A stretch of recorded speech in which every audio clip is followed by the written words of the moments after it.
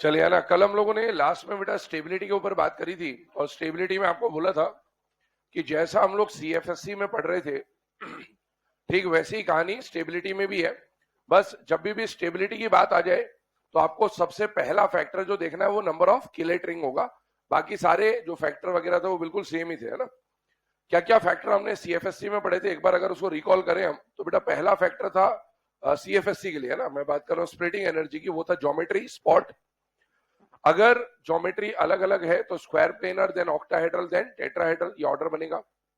लेकिन अगर दो कॉम्प्लेक्सेस की ज्योमेट्री सेम है और फिर भी आपको सीएफएससी निकालने को बोला तो फिर आपके पास या तो मेटल अलग अलग होगा, या लिगैंड अलग अलग होगा, या चार्ज अलग अलग होगा। अगर लिगैंड अलग है तो बेटा स्ट्रेंथ ऑफ लिगैंड जितना ज्यादा सीएफएससी उतना ज्यादा। अगर मेटल का चार्ज अलग अलग है तो greater the positive charge more will be the CFSE. और तीसरी बात थी कि अगर मेटल अलग अलग है तो 3D 4D 5D में से जैसे जैसे हम डाउन द ग्रुप जाएंगे 5D का जो सीएफएससी होगा या स्प्लिटिंग होगा वो ज्यादा होगा as compare to 3D and 4D, ये हमने डिस्कस कर लिया था। इसके बाद अगर हम लोग बात करें तो ये जो ऑर्डर था इसको हमने अप्लाई किया था आगे जाके, दो फॉर्मूले भी हम लोगों ने देखे थे। Square planar is equal to 4/3 delta O और tetrahedral delta T is equal to 4/9 of delta O, है ना। इस पे क्वेश्चन भी किया था। फिर हम लोग आ गए थे स्टेबिलिटी के ऊपर। स्टेबिलिटी में आपको एक पहले रिलेशन लिखाया गया था कि केएफ जितना ज्यादा होगा स्टेबिलिटी उतनी ही ज्यादा। Formation constant will be reciprocal of the dissociation constant, that is KF is equal to 1/kT। एक और बात पड़ी थी फैक्टर्स वाले केस में कि सबसे पहले किलेट रिंग निकाल लेंगे, जितनी ज्यादा किलेट रिंग होगी स्टेबिलिटी उतनी ज्यादा। उसको थोड़ा सा हम लोगों ने स्पॉन्टेनिटी के साथ भी कंपेयर किया था। और फिर उसके बाद हम लोगों ने वही फैक्टर लिखे थे कि भाई strength of ligand, charge on metal वगैरह वगैरह, या जेड इफेक्टिव ऑफ मेटल, ठीक है ना। तो सारे क्वेश्चन हो गए थे। दो क्वेश्चन मैंने आपको बोले थे एक बार कि आप सॉल्व करके देख लीजिएगा, एक बार इसको डिस्कस कर लेते हैं। एनसीईआरटी के क्वेश्चन है तो कम से कम अपने को क्लैरिटी रहनी चाहिए इन क्वेश्चंस पे।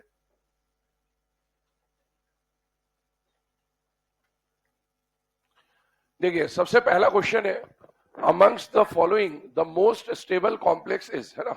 जब भी स्टेबिलिटी की बात हो जाएगी तो सबसे पहले क्या देखना है बेटा, नंबर ऑफ किलेट रिंग्स, ठीक है। यहां पर अगर आप देखेंगे तो किलेट रिंग्स कितनी है, 0। यहां पर किलेट रिंग्स कितनी है, 0, क्योंकि ये मोनोडेंटेट लिगैंड रिंग का फॉर्मेशन नहीं करेगा। यहां पर भी किलेट रिंग कितनी हो गई, 0, तो obviously this is the answer. यहां पर नंबर ऑफ किलेट रिंग कितनी बनेगी, 3, ठीक है ना। अगले पे आइए, the stabilization of coordination compound due to chelation is called chelate effect, है ना।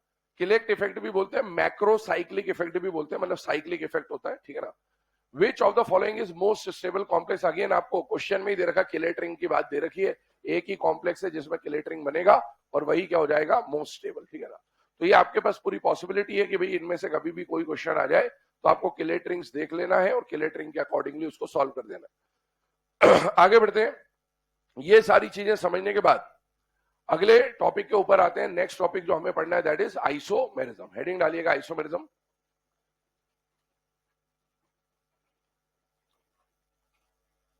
अब देखिए पहले आइसोमेरिज्म की बात करें तो आइसोमेरिज्म की पहले डेफिनेशन हम लोग लिख लेते हैं, फिर आगे बढ़ते हैं। डेफिनेशन बोल दे रहा हूं, लिखेगा। Isomers are two or more compounds that have, isomers are two or more compounds that have same chemical formula. Isomers are two or more compounds that have same chemical formula but a different arrangement of atoms. Isomers are two or more compounds that have same chemical formula but different arrangement of atoms, due to which they differ in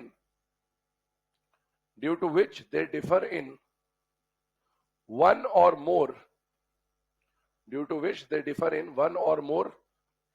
physical or chemical properties. Due to which they differ in one or more physical or chemical properties. इसका मतलब ये हो गया कि बेटा isomers जो है, देखो आइसोमेरिज्म वैसे भी आप ऑर्गेनिक केमिस्ट्री में भी काफी डिटेल में पढ़ते हैं, वही है मेनली, तो वही पढ़ते हो आप। तो आइसोमेरिज्म में क्या होता है कि दो या दो से ज्यादा कंपाउंड जिनका आप ऑर्गेनिक के हिसाब से देखते हैं तो ऐसे दो कंपाउंड जिनका मॉलिक्यूलर फॉर्मूला क्या हो, सेम, बट उनकी प्रॉपर्टीज अलग हो। यहां पर मॉलिक्यूलर फॉर्मूला को केमिकल फॉर्मूला नाम दे दिया गया, बस दैट्स इट, और कुछ भी नहीं है। तो ऐसे दो या दो से ज्यादा कंपाउंड जिनका केमिकल फॉर्मूला क्या हो सेम, लेकिन उनमें जो एटम्स का अरेंजमेंट है वो अलग हो, और एटम्स का अरेंजमेंट अलग होने की वजह से उनकी जो प्रॉपर्टीज है वो भी क्या हो जाएंगी, डिफर कर जाएंगे ना। अब क्या प्रॉपर्टी डिफर करेगी, किस तरह से एटम्स का अरेंजमेंट अलग अलग है, वो अभी हमको पढ़ना है इस टॉपिक के अंदर। ये जो फिनोमिना हुआ, इस फिनोमिना को क्या बोला जाएगा, आइसोमेरिज्म। और जो फिनोमिना दिखाने वाले कंपाउंड है उन्हें क्या बोला जाएगा, आइसोमर्स, ठीक है ना। तो ये तो सिंपल सी बात है। अब आइए हेडिंग डालिएगा टाइप्स ऑफ आइसोमेरिज्म, और आपके सामने एक फ्लो चार्ट बना हुआ है, पहले आप इसको बना लीजिए फिर डिस्कस करते हैं।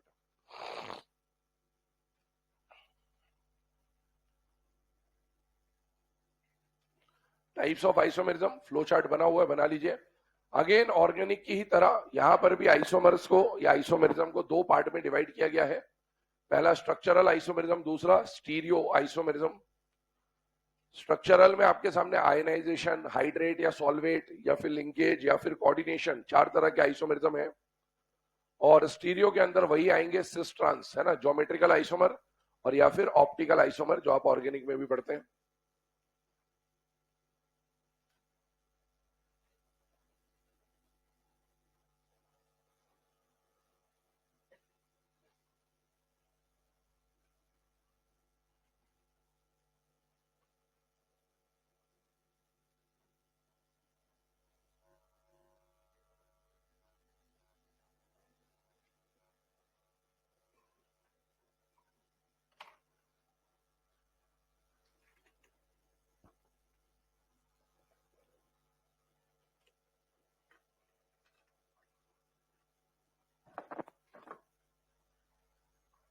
चलिए, है ना। अब यहां पर ध्यान दीजिएगा, आइसोमेरिज्म को बेटा दो पार्ट में डिवाइड किया जा रहा है।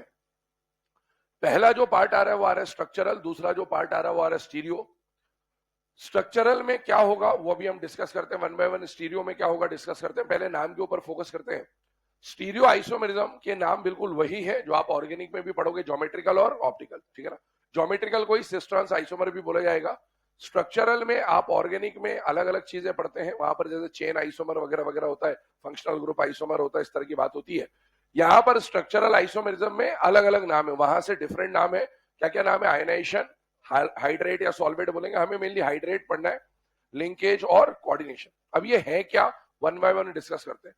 पहले इस टॉपिक के बारे में थोड़ा सा ब्रीफ कर दूं आपको। बच्चों को जनरली ये टॉपिक है ना, मतलब डिफिकल्ट लगता है, बाकी डिफिकल्ट है नहीं, वो सिंपल सा टॉपिक है, बहुत इजीली समझ में आने वाला टॉपिक है।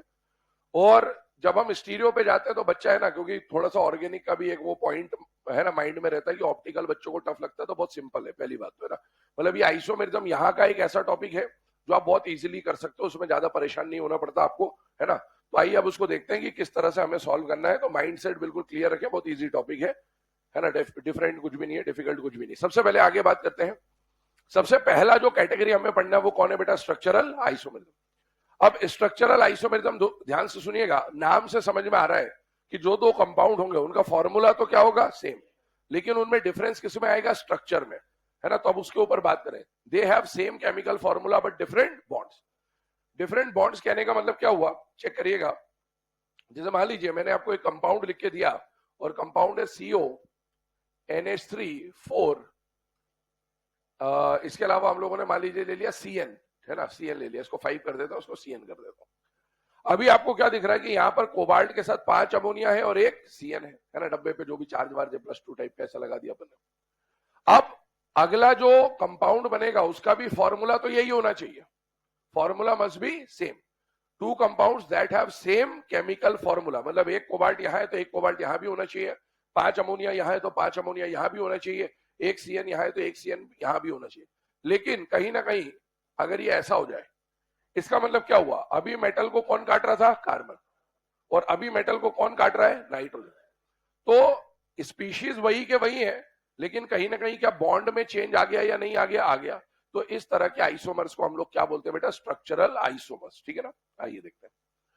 सबसे पहला जो आइसोमर हमारे सामने आ रहा है वो आ रहा है आयनाइजेशन आइसोमर। पहले तो हेडिंग डाल लीजिए, स्ट्रक्चरल आइसोमर्स लिख लीजिएगा, डेफिनेशन लिखिए बोर्ड पे। They have same chemical formula but different bonds.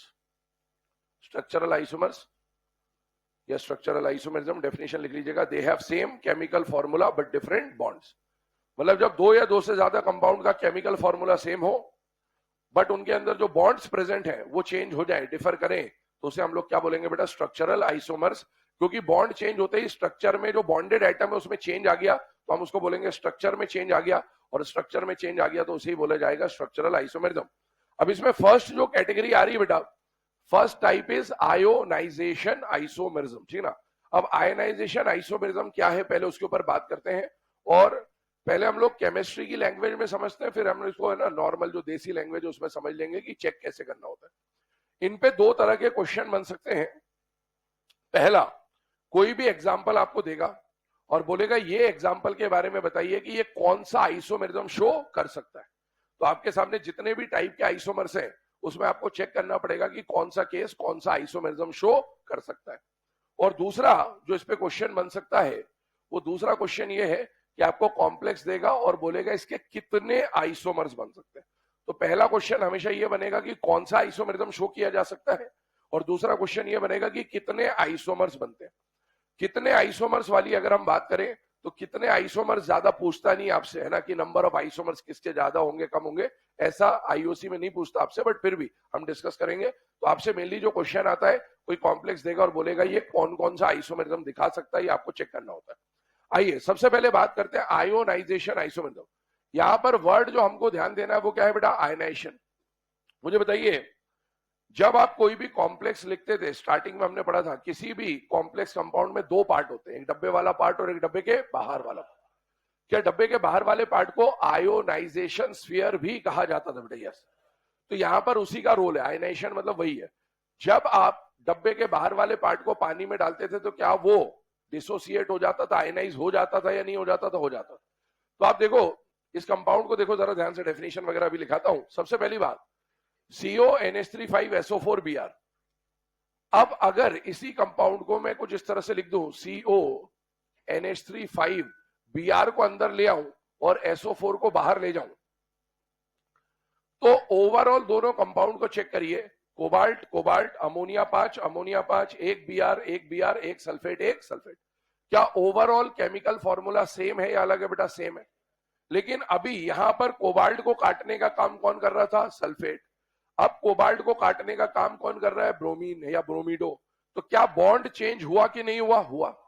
और ऐसे दो कंपाउंड जिनका केमिकल फॉर्मूला सेम हो लेकिन बॉन्ड्स चेंज हो जाए, उस आइसोमेरिज्म को हम लोग क्या बोलते हैं? स्ट्रक्चरल। और स्ट्रक्चरल की जो पहली कैटेगरी है वो है आयनाइजेशन आइसोमेरिज्म। क्यों? क्योंकि जब इसको पानी में डालोगे तो कौन सा आयन मिलेगा? ब्रोमाइड।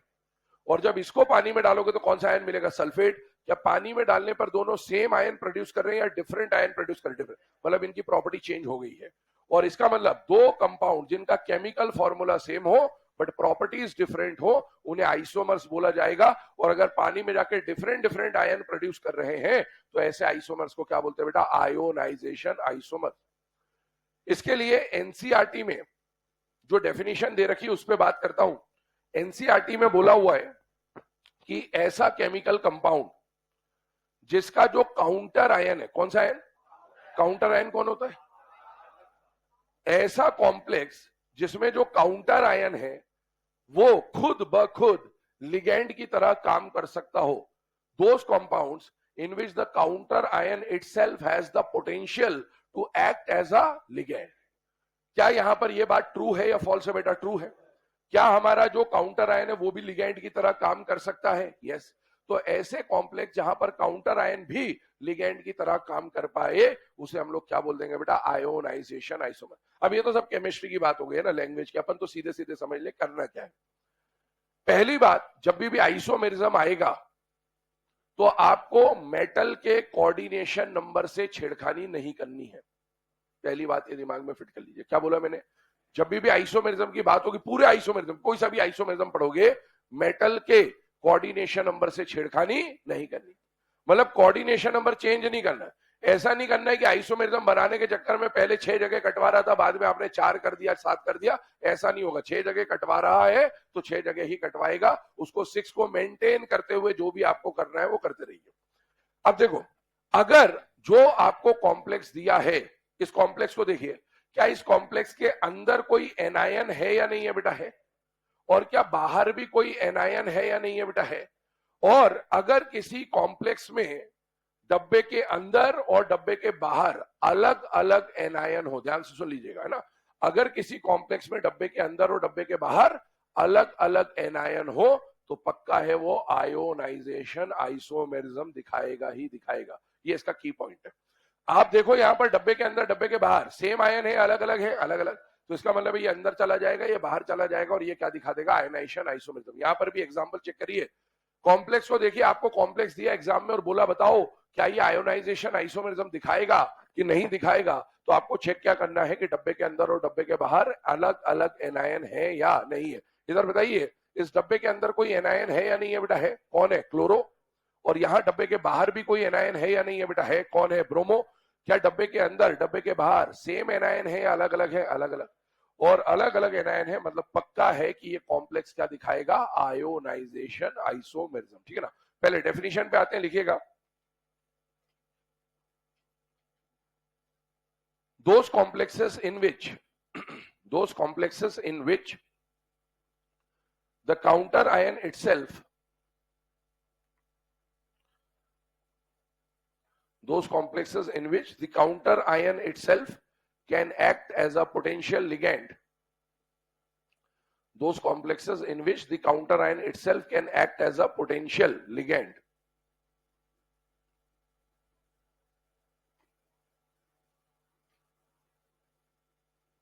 ठीक है, फुल स्टॉप।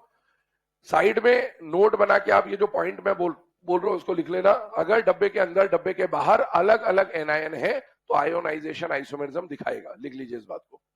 अगर डब्बे के अंदर डब्बे के बाहर अलग अलग एनायन है तो आयोनाइजेशन आइसोमेरिज्म दिखाएगा। अलग अलग एनायन होना क्यों जरूरी है? क्योंकि अगर सेम एनायन हुआ तो उसी को बाहर ले जाओगे और उसी को अंदर लाओगे तो प्रॉपर्टी में चेंज नहीं आएगा, इसलिए एनायन अलग अलग होना जरूरी है।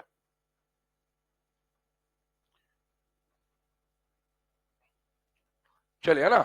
अब ये जो पॉइंट अभी हम लोगों ने लिखा, इसके बेसिस पे आइए इन दो एग्जांपल को सॉल्व करते हैं, है ना। केमिस्ट्री की लैंग्वेज तो अपन ने समझ ली, अब अपन अपनी देसी लैंग्वेज से सॉल्व करें। आपको सपोज एग्जाम में ये ऊपर वाला कॉम्प्लेक्स दिया गया और बोला कि चेक करो क्या ये आयोनाइजेशन आइसोमेरिज्म दिखाएगा कि नहीं दिखाएगा, तो आपको क्या देखना है कि डब्बे के अंदर और बाहर अलग अलग एनायन है या नहीं है। डब्बे के अंदर भी एनायन है, डब्बे के बाहर भी एनायन, और दोनों अलग अलग है। अगर डब्बे के अंदर डब्बे के बाहर अलग अलग एनायन है, इसका मतलब ये आयोनाइजेशन आइसोमेरिज्म दिखाएगा। दूसरा क्वेश्चन आपसे जो पूछा जा सकता है वो है नंबर ऑफ आयोनाइजेशन आइसोमर्स का। तो बेटा यहां पर नंबर ऑफ आयोनाइजेशन आइसोमर्स कितने बनेंगे? दो, है ना। एक ये और एक ये। इसके अलावा चेक कर लो और कोई पॉसिबिलिटी है क्या? नहीं, क्योंकि अमोनिया तो न्यूट्रल है, तो आयन चाहिए था। सेकंड वाले पे आइए, चेक करिएगा। सेकंड वाले में आपको जो कॉम्प्लेक्स दे रखा है दैट इज PtNH3,4Cl2Br2। अब आप देख लो PtNH3,4Cl2Br2 में मेटल का कोऑर्डिनेशन नंबर कितना है? 6। तो आपको कोई सा भी आइसोमेरिज्म कराओ, कोऑर्डिनेशन नंबर को चेंज नहीं करना है, ध्यान रखिएगा। मुझे बताओ डब्बे के अंदर भी एनायन और डब्बे के बाहर भी एनायन है या नहीं है? और अलग अलग एनायन है, मतलब ये आयनाइजेशन आइसोमेरिज्म दिखाएगा। तो आइसोमेरिज्म दिखाएगा कि नहीं दिखाएगा वो तो हमें पता चल गया, लेकिन अब कितने आइसोमर बनाएगा तो उसके लिए हमें पॉसिबिलिटी बनानी पड़ेगी। सबसे पहले चेंज किसको करना है? न्यूट्रल को या आयन को? आयन को, है ना। एनायन को चेंज करना है। अब मुझे बताओ अभी अंदर कितने Cl है? 2, और बाहर कितने Br है? 2। तो एक एक करके चेंज करो। एक Cl अंदर, एक Br अंदर, और एक Cl बाहर, एक Br बाहर। एक तो ये हो गया कि भाई एक Cl को लेगा और एक Br को ले आए। अभी एक और Cl को बाहर ले जाओ और एक और Br को अंदर ले आओ, तो ये बनेगा PtNH3,4Br2 और बाहर आ जाएगा Cl2। क्या ये तीनों सेम है, अलग अलग है? अलग अलग। क्योंकि जब आप इसको पानी में डालोगे तो कितने ब्रोमाइड मिलेंगे? 2। इसको पानी में डालोगे तो 2 क्लोराइड मिलेंगे। इसमें सिर्फ ब्रोमाइड मिल रहा है, इसमें सिर्फ क्लोराइड मिल रहा है, और इसमें ब्रोमाइड और क्लोराइड दोनों मिल रहे हैं। तो इन तीनों की प्रॉपर्टी सेम है, अलग अलग है? अलग अलग है। तो ऐसे कंपाउंड जिनकी प्रॉपर्टी अलग हो लेकिन ओवरऑल फॉर्मूला सेम हो उन्हें आइसोमर्स बोला जाता है। और पानी में जाके डिफरेंट डिफरेंट आयनाइजेशन दिखा रहे हैं या डिफरेंट डिफरेंट आयंस प्रोड्यूस कर रहे हैं, इसीलिए इसे आयोनाइजेशन आइसोमर बोला जाएगा। और यहां पर नंबर ऑफ आइसोमर कितने बनेंगे? 3। तो आइसोमेरिज्म दिखाएगा कि नहीं दिखाएगा वो तो आप डायरेक्ट पकड़ लेंगे उसी पॉइंट से कि भाई डब्बे के अंदर डब्बे के बाहर अलग अलग एनायन है या नहीं है। अब कितने आइसोमर बनेंगे उसके लिए आपको दिमाग लगाना पड़ेगा। 2 तरह के क्वेश्चन बन सकते थे, दोनों आपके सामने लिख दिए हैं, इस तरह की पॉसिबिलिटी बनती है।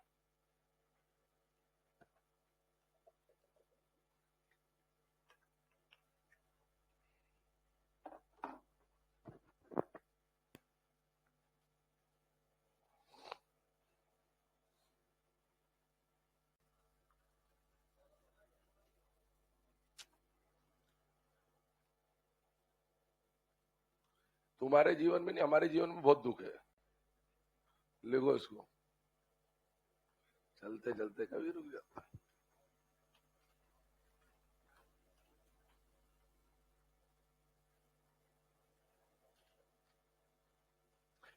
चलिए ना, अब ये जो आयंस अभी यहाँ पर बने हैं, आइए इस पे एक पॉइंट और डिस्कस करना है हमें। जो अभी हम पॉइंट डिस्कस करने वाले हैं that is again related to salt analysis. ये पॉइंट हम लोग ऑलरेडी पहले भी डिस्कस कर चुके हैं जब वर्नर थ्योरी मैंने बताया था आपको। ध्यान सुनिएगा, वर्नर थ्योरी के समय पे मैंने बोला था कि एक Cl, 2 Cl, 3 Cl जितने भी डिसोसिएट हो रहे हैं, वो ऐसा तो नहीं है कि पानी में तैर के आएंगे बोले हेलो मैं Cl हूं मुझे पहचान लो, नहीं बता सकता। तो अपन उसको पहचानते कैसे हैं? लैब में टेस्ट के थ्रू। अब लैब में क्या क्या टेस्ट लगते हैं उससे हमें पता चलेगा। जैसे अब इसमें ब्रोमाइड मिला कि सल्फेट मिला, ये अपन बोर्ड पे तो ऐसे लिख दे रहे हैं, लेकिन रियलिटी में ब्रोमाइड मिला कि सल्फेट मिला वो अपने ऐसे पट्टी थोड़ी लेके आएगा बोले देखो मैं कैदी नंबर 420, ऐसे नहीं आएगा कि मैं ब्रोमाइड हूं मैं सल्फेट हूं, ऐसे नहीं पता चलेगा। उसको टेस्ट के थ्रू चेक किया जाता है। तो इनके टेस्ट हमें पता होने चाहिए। टेस्ट क्या है एक बार फिर से रिपीट कर रहा हूं, ये लिखना भी आपको बट अभी पहले समझ लीजिए। पहले हम लोग टेस्ट फॉर हैलाइड आयंस के बारे में बात कर रहे हैं। हैलाइड आयन का जो टेस्ट है उसके लिए हम जो रिएजेंट यूज कर सकते हैं, जो रिएक्टेंट यूज कर सकते हैं वो कौन होगा बेटा? सिल्वर नाइट्रेट, है ना। ये आपका इवन मॉड्यूल का भी क्वेश्चन है एक तरह का, है ना।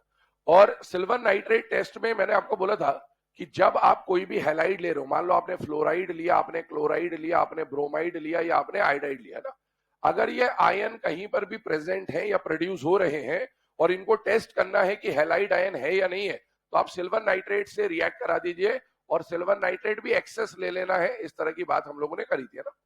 अब चलिए, अगर आपने इसका रिएक्शन सिल्वर नाइट्रेट से कराया तो बेटा यहां पर आपको सिर्फ डबल डिस्प्लेसमेंट कराना है और कुछ भी नहीं, ज्यादा दिमाग लगाने की आवश्यकता यहाँ है नहीं। डबल डिस्प्लेसमेंट रिएक्शन है। इसका कैटायन इसके एनायन के साथ बाहर और इसका कैटायन इसके एनायन के साथ चिपक जाएगा। तो सिल्वर का क्या बन जाएगा बेटा? फ्लोराइड। सिल्वर का क्या बन जाएगा? क्लोराइड। सिल्वर का क्या बन जाएगा? ब्रोमाइड। और सिल्वर का क्या आ जाएगा? आयोडाइड। अब अगर ये बने हैं तो अगर ये बन रहे हैं तो हमें कैसे पता चलेगा कि ये बन रहे हैं? तो प्रेसिपिटेट से पता चलता है। AgF सॉल्यूबल होता है, तो सॉल्यूबल है मतलब अगर आपने कोई हैलाइड आयन है और सिल्वर नाइट्रेट डाला और कोई प्रेसिपिटेट नहीं मिला तो समझ में आ जाएगा कि वो हैलाइड कौन सा होगा? फ्लोराइड। अगर मान लो क्लोराइड आयन है, पहचानना है, तो जैसे इन तीनों में सिल्वर नाइट्रेट डालोगे प्रेसिपिटेट तीनों में मिलेगा। प्रेसिपिटेट नहीं मिला मतलब फ्लोराइड, प्रेसिपिटेट मिला मतलब CBI।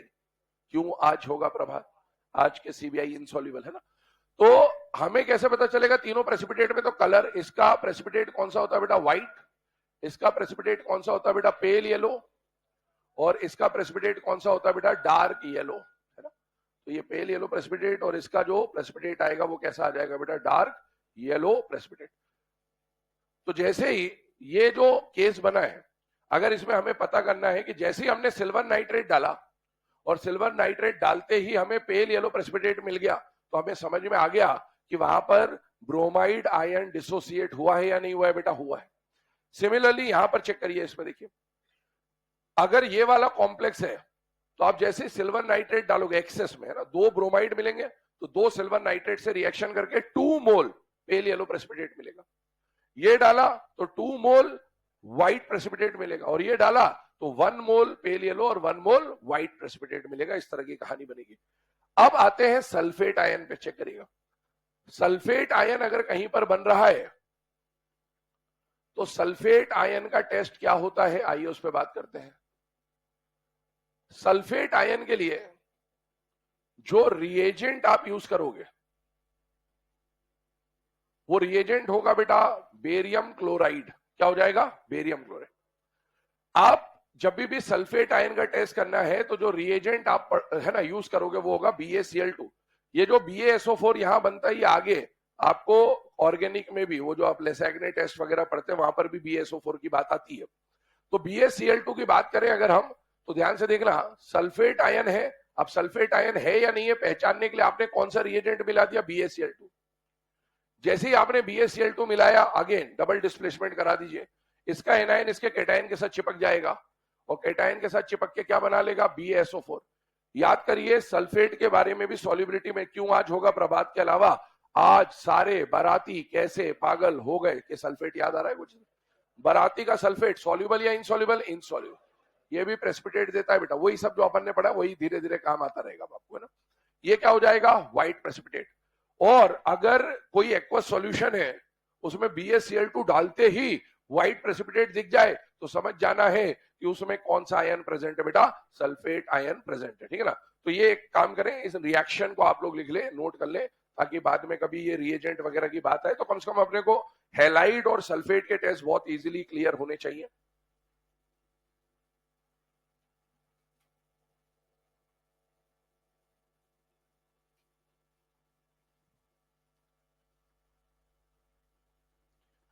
हैलाइड आयन के लिए अपन ने यहाँ पर सिल्वर नाइट्रेट टेस्ट तो देखा ही देखा। हैलाइड आयन के लिए एक और टेस्ट काम में आता है, लेयर टेस्ट।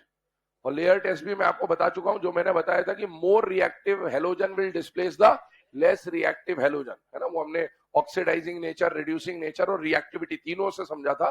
वो भी हैलाइड आयन का ही टेस्ट है बेटा, लेयर टेस्ट बोलते हैं उसको। तो हैलाइड आयन के जितने भी टेस्ट हैं वो हम ऑलरेडी पढ़ चुके हैं। सॉल्ट वर्ल्ड जब देखेंगे तो उसमें वापस आएगा, बट वहां पर बोल दिया जाएगा, बता रखा है। कौशिक दा की कहानी अपन ने पढ़ रखी है, वो सब वही आएगा ना, एज इट इज। तो सॉल्ट मतलब ऐसा कुछ ज्यादा अलग से नहीं पढ़ना होता, हालांकि अपन पढ़ेंगे एनसीईआरटी की लाइन टू लाइन पढ़ेंगे, बट ठीक है, मैक्सिमम जो आपके काम की चीज है वो ऑलरेडी कवर्ड है। और थोड़ा बहुत जो बचा हुआ है वो इस चैप्टर के एंड में भी हम लोग टेस्ट पढ़ेंगे। जैसे अभी हमने निकल DMG वाला रोजी रेड प्रेसिपिटेट एक कंपाउंड देखा था, है ना, ब्राउन रिंग कॉम्प्लेक्स हमने देखा। तो ऐसे कुछ टेस्ट हैं जो हम इस चैप्टर में पढ़ते हैं एंड में।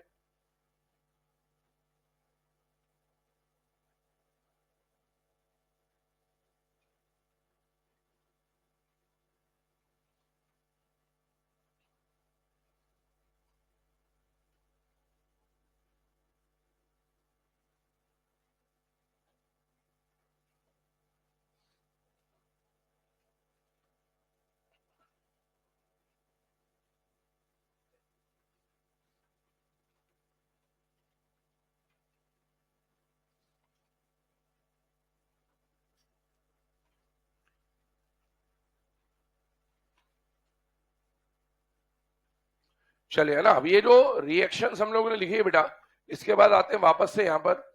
सबसे पहला हमने जो आइसोमेरिज्म पढ़ा वो कौन सा पढ़ा बेटा, आयनाइजेशन आइसोमेरिज्म। आयनाइजेशन आइसोमेरिज्म, देखो आइसोमेरिज्म के कितने टाइप होंगे, दो, स्ट्रक्चरल और स्टीरियो। स्ट्रक्चरल में कितने एग्जांपल आएंगे, कितने टाइप आएंगे, चार। कौन कौन से आएंगे बोलिए। पहला आयनाइजेशन, दूसरा कॉपी देख लेना, ये यहाँ पर देख लो। दूसरा कौन सा आएगा, सॉल्वेट। सॉल्वेट में हम लोग हाइड्रेट पढ़ेंगे। इसके अलावा कौन सा आ जाएगा, लिंकेज। और चौथा कौन सा आ जाएगा, कोऑर्डिनेशन। फिर आएंगे किसके ऊपर, स्टीरियो पे। स्टीरियो में दो मेन वही टाइप है, ज्योमेट्रिकल और ऑप्टिकल। सबसे पहले आयनाइजेशन आइसोमेरिज्म पहचाना। इसमें डिफरेंस क्या है, दोनों का केमिकल फॉर्मूला सेम होगा, बट एटम्स का जो अरेंजमेंट है वो चेंज होने की वजह से प्रॉपर्टीज में चेंज आएगा। अब एटम्स का अरेंजमेंट इसमें कैसे चेंज होगा, have same chemical formula but different bonds, bonds change हो गए। पहला हमने जो पढ़ा वो आयनाइजेशन आइसोमेरिज्म है। आयनाइजेशन आइसोमेरिज्म को पहचानने का जुगाड़ जो है वो क्या है, डब्बे के अंदर, डब्बे के बाहर अलग अलग एनायन है तो क्या दिखाएगा, आयोनाइजेशन आइसोमेरिज्म। अब आते हैं सेकंड के ऊपर। सेकंड जो आइसोमेरिज्म आपके सामने आ रहा है वो कौन आ रहा है बेटा, सॉल्वेट। सॉल्वेट आइसोमेरिज्म की अगर हम लोग बात करें तो सॉल्वेट आइसोमेरिज्म को एक इंडिविजुअल नाम दे दिया जाता है जो कि क्या है, हाइड्रेट आइसोमेरिज्म। ये क्या है, ये कहानी वैसी है जैसा हमने केमिकल बॉन्डिंग में सॉल्वेशन एनर्जी और हाइड्रेशन एनर्जी पढ़ा था। सॉल्वेशन जो है ना, ये कॉमन टर्म है। जब आप किसी भी सॉल्यूट को किसी भी सॉल्वेंट में मिलाते हैं तो उनके इंटरेक्शन से, सॉल्यूट सॉल्वेंट पार्टिकल के इंटरेक्शन से रिलीज होने वाली एनर्जी को क्या बोलते हैं बेटा, सॉल्वेशन एनर्जी। लेकिन अगर सॉल्वेंट पानी होता है तो उसी एनर्जी को सॉल्वेशन ना बोल के हाइड्रेशन। वैसे यहां पर है कि अगर आपका सॉल्वेंट दुनिया का कोई भी दूसरा सॉल्वेंट हो, ether, alcohol, ammonia, benzene, toluene, इस टाइप का, तो आप उसे सॉल्वेट आइसोमेरिज्म बोल दोगे। लेकिन अगर हमारा सॉल्वेंट पानी है तो फिर उसे सॉल्वेट आइसोमेरिज्म के बदले क्या बोल दिया जाता है बेटा, हाइड्रेट आइसोमेरिज्म। तो इतना सा डिफरेंस है। हमें मेनली पढ़ना है हाइड्रेट, लेकिन सॉल्वेट भी हमारे दिमाग में होना चाहिए कि पानी के अलावा और कोई सॉल्वेंट अगर दिख जाए तो उसे सॉल्वेट आइसोमेरिज्म बोलता है, ठीक है ना। आइए, सबसे पहली बात, सॉल्वेट आइसोमेरिज्म की डेफिनेशन क्या है उस पर बात करेंगे बाद में। पहले समझा देता हूं ताकि आपको डेफिनेशन का मीनिंग समझ में आएगा। आप इस डब्बे को देखिए, और अपन ने इससे पहले जो आइसोमेरिज्म पढ़ लिया उसको भी चेक करते हुए चलेंगे ताकि अपनी प्रैक्टिस उसकी भी होती जाए। इस डब्बे को देखिए, क्या डब्बे के अंदर कोई एनायन है या नहीं है, नहीं है, ये तो न्यूट्रल है। और डब्बे के बाहर कोई एनायन है या नहीं है, पर डब्बे के अंदर कोई एनायन नहीं है। अगर डब्बे के अंदर और डब्बे के बाहर अलग अलग एनायन होता तो वो क्या दिखा देता, आयोनाइजेशन आइसोमेरिज्म। लेकिन यहां पर वैसा सिनेरियो नहीं है। इसका मतलब क्या ये आयोनाइजेशन आइसोमेरिज्म दिखाएगा? नहीं। पहली बात तो ये क्लियर हुई। दूसरी बात, अब हाइड्रेट पे आइए। हाइड्रेट आइसोमेरिज्म की दो जुगाड़ है, दो शर्तें। पहला, हाइड्रेट आइसोमेरिज्म दिखाने के लिए डब्बे में पानी होना चाहिए। हाइड्रेट आइसोमेरिज्म दिखाने के लिए डब्बे में पानी होना चाहिए। देखिए जरा डब्बे को इत्मीनान से कि डब्बे में पानी है या नहीं है। इसका मतलब क्या ये हाइड्रेट आइसोमेरिज्म दिखा सकता है? यस। चेक करिए, हाइड्रेट आइसोमेरिज्म दिखाने के लिए डब्बे में पानी होना चाहिए। क्या यहां कहीं पर डब्बे में पानी है? नहीं। मतलब ये हाइड्रेट आइसोमेरिज्म नहीं दिखाएंगे। चेक करते चलिएगा, हाइड्रेट आइसोमेरिज्म दिखाने के लिए डब्बे में पानी होना चाहिए। और कितने आइसोमर बनेंगे उस पर अब आ रहा हूं। जब तक डब्बे पर चार्ज होगा तब तक हाइड्रेट आइसोमर बनेंगे। ध्यान सुना, हाइड्रेट आइसोमेरिज्म के लिए डब्बे में क्या होना चाहिए? पानी। अब आप क्या करोगे? एक्सचेंज करोगे। जैसे बाहर अभी हम लोग क्या कर रहे थे, एनायन को एक्सचेंज कर रहे थे, इस बार हम पानी को बाहर ले जाएंगे और काउंटर आयन को अंदर लाएंगे। इस तरह से होगा यहां पर भी, है ना, बॉन्ड चेंज करेंगे। पर जब आप चेंज कर रहे हो तो उसमें आपको एक बात का ध्यान रखना है कि जब तक डब्बे पर चार्ज होगा तब तक तो आइसोमर काउंट होंगे, और जैसे ही डब्बा न्यूट्रल हुआ उसे आइसोमर काउंट नहीं किया जाएगा। चेक करिएगा कहना क्या चाहता हूं। यहां पर बताइए क्रोमियम का कोऑर्डिनेशन नंबर कितना है बेटा? 6। मैंने आपको बोला था कोई सा भी आइसोमेरिज्म अगर हम कर रहे हो, मेटल के कोऑर्डिनेशन नंबर से छेड़खानी बर्दाश्त नहीं करेंगे, है ना। मतलब मेटल का कोऑर्डिनेशन नंबर आपको चेंज नहीं करना है, 6 मेंटेन करना है। अब मुझे बताओ ये कैसा लिगेंड होता है, मोनोडेंटेड या बाइडेंटेड? मोनो। ये भी कैसा होता है? मोनो। तो एक H2O बाहर तो एक Cl अंदर, ऐसे चेंज करिएगा। चेक करिएगा, एक H2O बाहर ले गए तो बेटा अंदर 5 H2O बने, लेकिन कोऑर्डिनेशन नंबर मेंटेन करना है तो एक Cl अंदर लाना पड़ेगा। एक Cl अंदर लाए तो बाहर कितने Cl बचे? 2। और यहां पर डॉट में क्या आ जाएगा बेटा? H2O। सिमिलरली एक और केस बनाया, एक और H2O बाहर ले गया और एक और Cl अंदर ले आया, तो बेटा बाहर क्या बचा? Cl dot 2H2। यहां पर देखिए एक और केस बनाया, एक और वाटर बाहर ले गया और एक और Cl अंदर ले आए, तो यहां पर क्या बच गया बेटा? Dot 3H2। ये बन गया। अब और कुछ पॉसिबिलिटी नहीं है, क्योंकि अब पानी बाहर ले जाओगे तो पानी ही अंदर आएगा, तो वापस इन्हीं में से कुछ ना कुछ रिपीट हो जाएगा। आपके सामने 1 2 3 4 पॉसिबिलिटी बनी, लेकिन ध्यान सुनो, हाइड्रेट आइसोमेरिज्म की पहली शर्त क्या बोली मैंने? डब्बे के अंदर क्या होना चाहिए? पानी। अब जब आप पानी को एक्सचेंज कर रहे हो तो जब तक डब्बे पर चार्ज है तब तक आइसोमर में काउंट होगा। चेक करिए, क्रोमियम का ऑक्सीडेशन स्टेट बताइए कितना है? +3। अब डब्बे पर चार्ज देख रहे हैं, क्रोमियम पे नहीं। क्या यहां पर डब्बे पे चार्ज है या नहीं है? अगले वाले को देखो, क्या यहां पर डब्बे पे चार्ज है या नहीं है? +2 है। समझ में आ रहा? +2, 2 माइनस है तो प्लस। इस पे डब्बे पे, इस पे डब्बे पे जो 0 वाला है, न्यूट्रल है, उसे आइसोमर में काउंट नहीं करेंगे। It is not a hydrate isomer. क्यों काउंट नहीं करेंगे? कारण समझिएगा। एक्चुअल में ये जो ऊपर तीनों है ना, देखो सबसे पहली बात, आइसोमेरिज्म के लिए सबसे पहला पॉइंट क्या है कि केमिकल फॉर्मूला सेम होना चाहिए। अभी देखो सब में एक एक क्रोमियम है, सब में 6 वाटर है, दिख ही रहा है इतना, और सब में 3 Cl है। सर केमिकल फॉर्मूला तो सभी का सेम है, नहीं, इसका सेम नहीं है। क्यों सेम नहीं है? ध्यान सुनना, जैसे ही कंपाउंड पे चार्ज नहीं आया तो बताओ ये न्यूट्रल हो गया या आयन है बेटा? न्यूट्रल। और वाटर भी अपने आप में क्या है? न्यूट्रल। बेटा दो न्यूट्रल चीजें, भले आपने डॉट लगा के लिखा है, लेकिन वो दोनों, ये भी न्यूट्रल है और ये भी न्यूट्रल है। तो न्यूट्रल वाली चीजें अपने आप में अलग और अलग कंपाउंड की तरह ट्रीट किया जाएगा, और इसको अलग कंपाउंड माना जाएगा, इसको अलग कंपाउंड माना जाएगा। इसका मतलब ये है कि इसका केमिकल फॉर्मूला उस पूरे से मैच नहीं होगा, या फिर इसका केमिकल फॉर्मूला उस पूरे से मैच नहीं होगा, और इसीलिए इसे आइसोमर में काउंट नहीं करते। तो सर ऊपर वालों को क्यों काउंट करा? ऊपर वालों को काउंट करने का रीजन ये है कि बेटा इनके बीच में आयन डाइपोल अट्रैक्शन अज्यूम किया जाता है। क्या अज्यूम किया जाता है? Ion dipole. और ये जो वाटर बाहर गया, ये इस डब्बे पे चार्ज होने का मतलब क्या है? डब्बा किसकी तरह काम कर रहा है? आयन की तरह। और पानी जो बाहर गया, पानी पोलर मॉलिक्यूल है, पोलर मॉलिक्यूल को हम डाइपोल बोला करते थे। तो ऐसा माना जाता है कि ये जो पानी इसके साथ जुड़ा हुआ है, ये ion dipole ion dipole ion dipole attraction से जुड़ा है, क्योंकि यहां पर ये आयन नहीं है, तो यहां आयन डाइपोल एग्जिस्ट नहीं करेगा। और आयन डाइपोल कंपैरेटिवली स्ट्रांग होता था, तो इसीलिए ये साथ में माने जाते हैं और इसीलिए इनको आइसोमर्स में काउंट करता है। तो अगर आपसे पूछे कि कितने हाइड्रेट आइसोमर बने हैं, तो नंबर ऑफ हाइड्रेट आइसोमर कितने काउंट किए जाएंगे? 3। ध्यान सुनना, फिर से बोल रहा हूं एक बार, हाइड्रेट आइसोमरिज्म के लिए 2 चीजों का ध्यान रखना है। पहला, डब्बे में क्या होना चाहिए? पानी। और कब तक आइसोमर काउंट किया जाएगा? जब तक डब्बे पर चार्ज होगा। जैसे ही डब्बा न्यूट्रल हुआ, उसे हाइड्रेट आइसोमर में काउंट नहीं करते, क्योंकि न्यूट्रल वाला अपने आप में अलग और अलग माना जाता है। तो इस पूरे का फॉर्मूला उसके साथ कभी भी मैच नहीं होगा। डेफिनेशन बोल रहा हूं, लिखिएगा। those complexes which have same chemical formula, those complexes which have same chemical formula but differ in number of water molecules,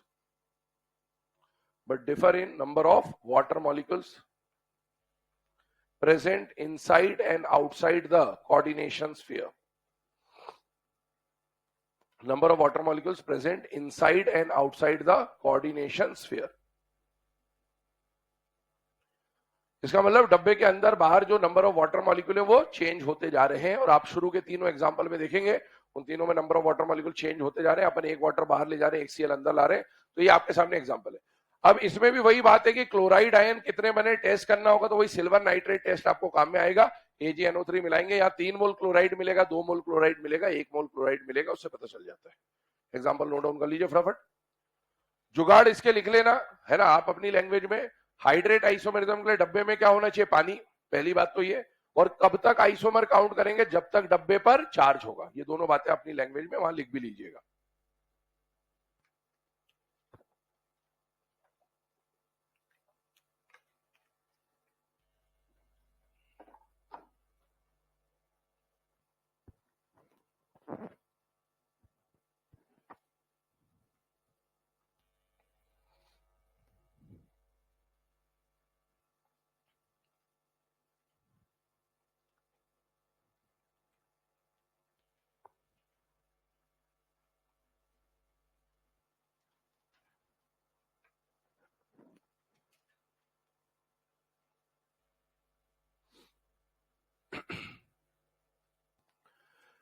ये जो कॉम्प्लेक्स का बेटा बेसिक मॉलिक्यूल, पहला मॉलिक्यूल लिखा है, वहां पर आप देखेंगे कलर भी लिखा हुआ है। कलर क्या है बेटा? वॉयलेट, है ना। कलर अब धीरे धीरे याद करना स्टार्ट कर दें। जैसे AgF, AgCl, AgBr, AgI, pale yellow, dark yellow, ये सब अपने को याद है ना। ब्राउन रिंग कॉम्प्लेक्स, ब्राउन होगा, नाम से पता चलता है। वैसे अगर ये वाला कॉम्प्लेक्स कभी आ जाए तो इसका कलर अपने को याद होना चाहिए। कलर कैसा होगा? वॉयलेट, है ना। कलर मतलब क्लियर रखिए, कलर आपको याद ही करने हैं, है ना। उसके पीछे के लॉजिक की बात हो जाएगी। कलर आ किस वजह से रहे, लेकिन अल्टीमेटली कलर याद ही करने होते हैं। तो CrH2O6Cl3 का कलर कैसा है? वॉयलेट। ये कलर कोऑर्डिनेशन कंपाउंड में तो दे ही रखा है, साथ ही साथ D एंड F ब्लॉक में भी कलर का एक टेबल है, वहां पर ध्यान सुनना, क्रोमियम+3 का कलर आपको क्या दे रखा है? वॉयलेट। और आप देखो एक बात ध्यान सुनना, क्रोमियम+3 का कलर हमेशा वॉयलेट हो ये जरूरी नहीं है, ये पहले बात समझ लेना।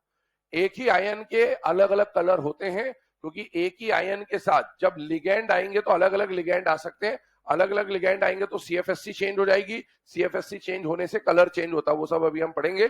लेकिन यहां पर जो D एंड F ब्लॉक में टेबल आपको दे रखा है, वो D एंड F ब्लॉक में जो टेबल दे रखा है वो एक्वा कॉम्प्लेक्स का टेबल है। किसका है? एक्वा कॉम्प्लेक्स मतलब लिगेंड की तरह कौन काम करेगा? पानी। एमिनो कॉम्प्लेक्स बोलता मतलब पानी में अमाइन, मतलब वो डब्बे में अमाइन होता। कार्बोनिल कॉम्प्लेक्स बोलता तो डब्बे में कार्बोनिल होता। साइनो कॉम्प्लेक्स बोलता तो डब्बे में साइन है। तो एक्वा कॉम्प्लेक्स के कलर आपको दे रखे। और यहां पर आप देखो क्या ये क्रोमियम का एक्वा कॉम्प्लेक्स है या नहीं है बेटा? है। तो वहां पर भी D ब्लॉक में क्रोमियम का जो एक्वा कॉम्प्लेक्स है +3 का, उसका कलर आपको क्या मिलेगा? वॉयलेट। तो इसका कलर याद होना चाहिए अपने को, वॉयलेट, ठीक है ना। अब आते हैं अगले आइसोमेरिज्म पे। थर्ड, अभी 2 आइसोमेरिज्म हमने पढ़े, पहला आयनाइजेशन, दूसरा हाइड्रेट। आयनाइजेशन आइसोमेरिज्म को पहचानने का तरीका, डब्बे के अंदर डब्बे के बाहर अलग अलग एनायन है, तो आयनाइजेशन आइसोमेरिज्म। हाइड्रेट आइसोमेरिज्म को पहचानने का तरीका, डब्बे में क्या होना चाहिए? पानी, और जब तक डब्बे पर चार्ज है तब तक हाइड्रेट आइसोमर में काउंट करोगे। तीसरे नंबर पे आते हैं, तीसरा आता है बेटा कौन सा? Linkage isomerism. अब लिंकेज मतलब नाम से समझ में आ रहा है कि लिंक जो है या बॉन्ड जो है वो चेंज हो जाएगा। इसके अंदर सबसे पहली चीज, लिंकेज आइसोमेरिज्म को पहचानने का सबसे सीधा सा तरीका है एम्बिडेंटेड लिगेंड देखना है। क्या देखना है? एम्बिडेंट।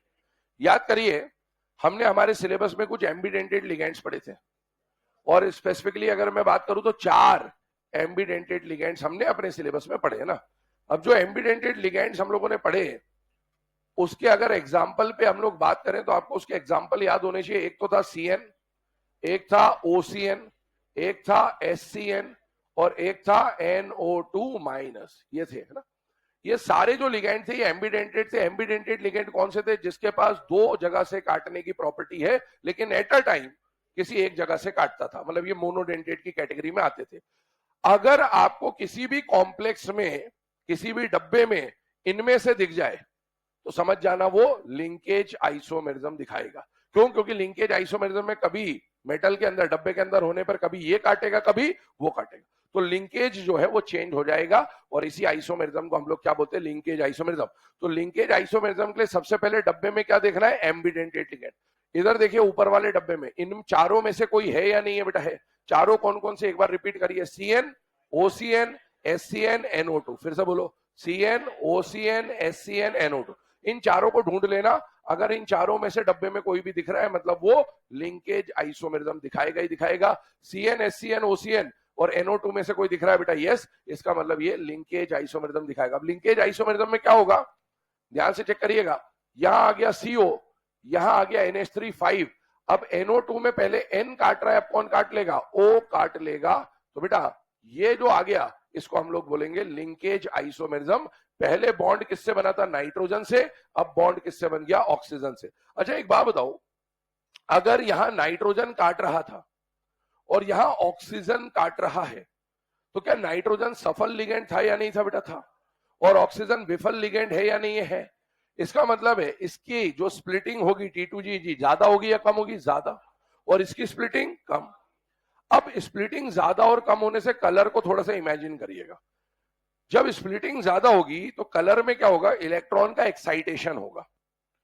यहां पर T2G से इलेक्ट्रॉन जंप करके कहा जाएगा? EG में। इसे बोलेंगे डी ट्रांजिशन। क्या बोलेंगे? D transition. मतलब ये भी डी है और वो भी डी है, T2G EG भले पर है तो डी ही, तो इसको बोलेंगे डी से डी में ट्रांजिट कर रहा है, तो क्या बोलेंगे? D transit. मुझे बताओ, यहां पर डी ट्रांजिशन का गैप ज्यादा, यहां पर डी ट्रांजिशन का गैप कम। और बेटा डी ट्रांजिशन का गैप कम या ज्यादा होने से क्या होगा? एनर्जी चेंज हो जाएगी, CFSC चेंज हो जाएगी। और हम जानते हैं E = hc/λ। जैसी एनर्जी बदली, ये और ये तो कांस्टेंट है, लैम्डा चेंज हो जाएगा। और लैम्डा चेंज होते से ही कलर चेंज हो जाएगा। क्योंकि आप जब क्या कहते हैं उसको, एटॉमिक स्ट्रक्चर में है ना, वो वेवलेंथ वगैरह की सब चीजें आप पढ़ते हैं, तो विजिबल रीजन 400 नैनोमीटर से 780 नैनोमीटर का रेंज होता है। तो जैसे जैसे लैम्डा बदलता है, तो लैम्डा बदलने के साथ साथ कहीं ना कहीं कलर भी चेंज होता है। तो यहां पर भी कोबाल्ट का स्टेट +3 है, और यहां पर भी कोबाल्ट का स्टेट +3 है, लेकिन +3 में एक जगह येलो है और एक जगह रेड है। वही मैं आपको बोल रहा था कि ऐसा जरूरी नहीं कि क्रोमियम +3 है तो हमेशा वायलेट होगा। कलर चेंज होता है, जैसे जैसे लिगेंड बदलोगे तो ये चेंज होगा CFSC। तो यहां से यहां जाने की एनर्जी बदलेगी, और एनर्जी बदलते ही लैम्डा या फ्रीक्वेंसी चेंज हो जाएगा, और लैम्डा और फ्रीक्वेंसी चेंज होते ही कलर चेंज हो जाता है। आइए इधर, इसका कलर आपको ध्यान रखना है कैसा है बेटा? येलो। और इसका कलर कैसा है? रेड। दोनों NCERT में मेंशन बात है। अब इसके डेफिनेशन पे आ जाते हैं। डेफिनेशन में अपने को एक ही बात मेंशन करनी, वो क्या है कि अगर किसी कॉम्प्लेक्स के अंदर क्या दिख रहा हो? एम्बिडेंटेड लिगेंड, तो it can show linkage isomerism. Definition बोलो, लिखिएगा। those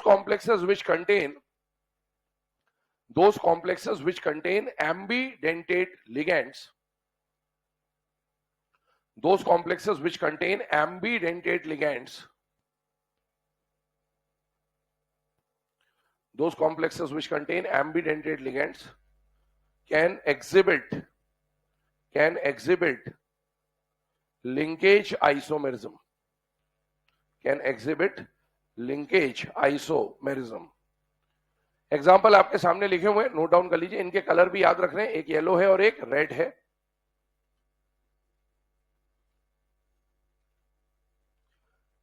शुरुआत में जब हमने वर्नर थ्योरी पढ़ा था तो आपने देखा होगा मैंने एक NCERT का पेज डाला था, है ना, वो वर्नर वाला CONH3 6Cl3 वगैरह वगैरह। वहां पर एक जगह कंपाउंड सेम था बट उसके कलर अलग अलग दिए थे। नहीं ध्यान दिया होगा, कोई बात नहीं, आज घर पे जाना है ना, वापस से टेलीग्राम चैनल को थोड़ा सा घुमाना ऊपर तक, तो उसमें कलर दिखेंगे आपको, है ना। वर्नर थ्योरी के जस्ट बाद में अलग अलग कंपाउंड सेम थे और उसके कलर अलग अलग दिए थे, और वो कंपाउंड था CONH3 4Cl2 और एक Cl बाहर, मतलब COCl3.4NH3, तो उसके दो अलग अलग कलर थे और वो एक ही कंपाउंड था बट कलर अलग अलग थे। उस कलर अलग अलग होने का रीजन था उसमें आइसोमर्स बनते बेटा। जैसे आप यहां पर भी देखोगे तो ये दोनों कंपाउंड का फॉर्मूला तो सेम ही है लेकिन फिर भी कलर अलग अलग है। दो सेम फॉर्मूले वाले कंपाउंड के भी कलर अलग अलग हो सकते हैं क्योंकि वो दो compound different different isomerism show कर सकते हैं, और आइसोमेरिज्म चेंज होते ही कहीं ना कहीं कलर में भी चेंज आता है क्योंकि सफल विफल की कहानी बदल जाती है, उसकी वजह से कलर भी चेंज होते हैं। चलिए ना, अब ये जो हमने बात करी लिंकेज आइसोमेरिज्म और एम्बिडेंटेड लिगेंड्स, अब इसमें एक टर्म और आपके सामने यहां इंट्रोड्यूस कर रहा हूं, ध्यान सुनिएगा। एक टर्म आपके सामने यहां पर इंट्रोड्यूस की जा रही है और वो टर्म है बेटा स्यूडो हैलाइड्स। ध्यान सुनना, एक टर्म आपके सामने इंट्रोड्यूस कर रहा हूं और टर्म है स्यूडो हैलाइड्स। एक कॉन्सेप्ट आता था पहले सिलेबस में, pseudo halogens and pseudo halides.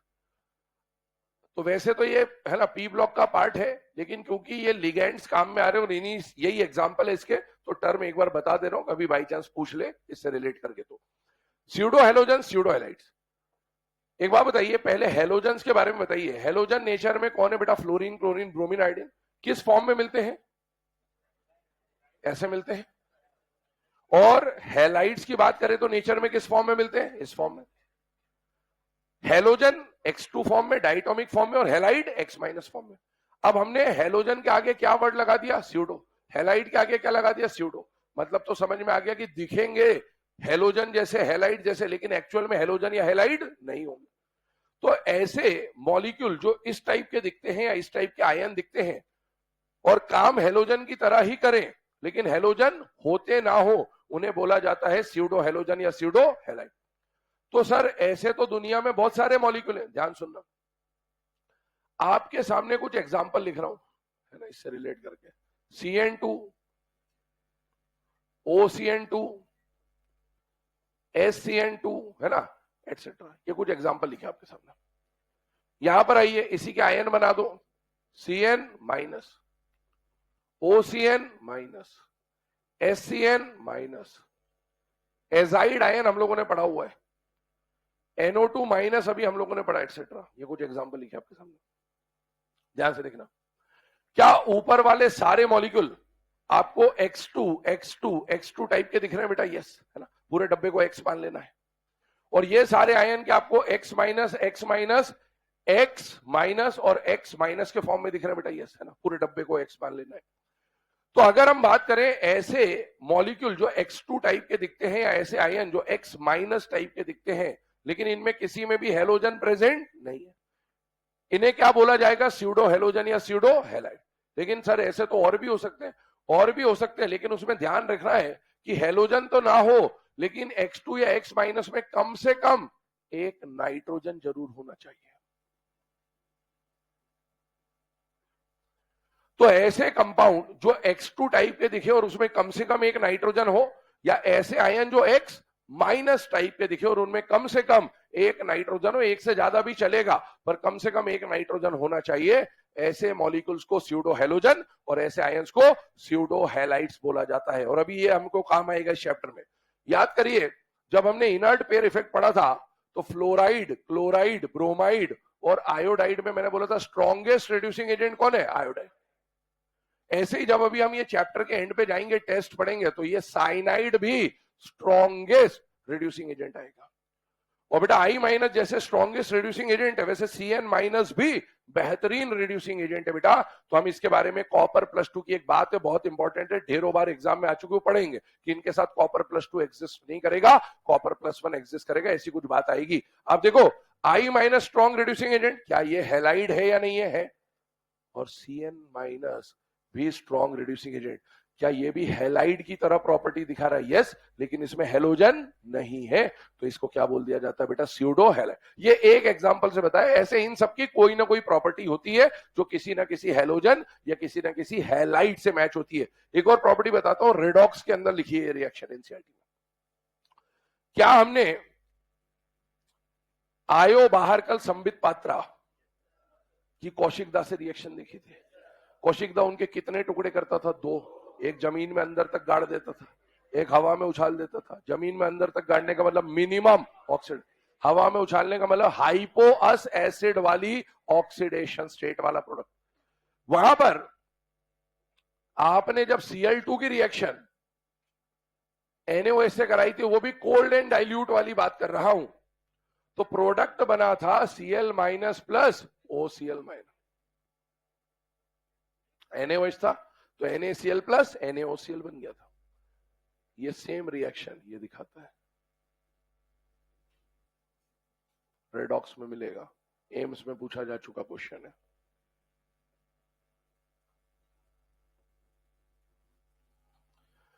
तो ये ऐसे मॉलिक्यूल हैं जिनकी कोई ना कोई प्रॉपर्टी किससे मैच करती है? हेलोजन से या हैलाइड से।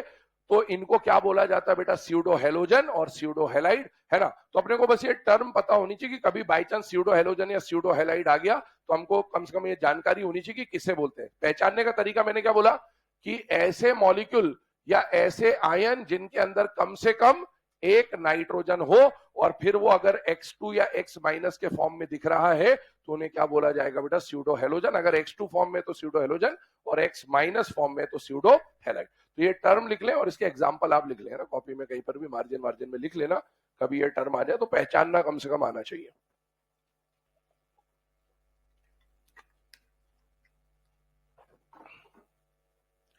और इसके एग्जाम्पल में ज्यादा कुछ याद करना नहीं है, वही एम्बिडेंटेड लिगेंड है सारे के सारे।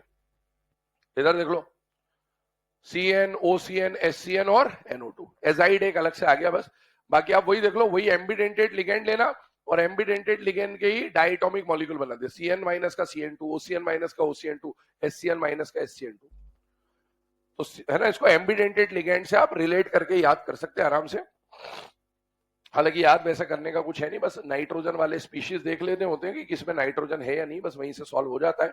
पर ठीक है, एम्बिडेंटेड लिगेंड से भी रिलेटेड है, उस पैटर्न में भी याद रख सकते हैं। चलिए अब आगे बढ़ते हैं। अभी हम लोगों ने स्ट्रक्चरल आइसोमेरिज्म के 3 एग्जांपल्स के ऊपर बात करा है, 3 टाइप के ऊपर बात करा। पहला था आयनाइजेशन, दूसरा था हाइड्रेट, तीसरा था लिंकेज। याद करिए, आयनाइजेशन आइसोमेरिज्म के लिए क्या जुगाड़ बताया था आपको?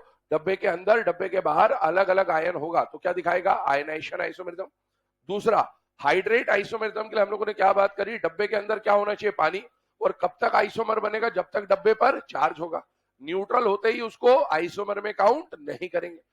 अभी लिंकेज आइसोमेरिज्म की बात करी। लिंकेज आइसोमेरिज्म में क्या बोला?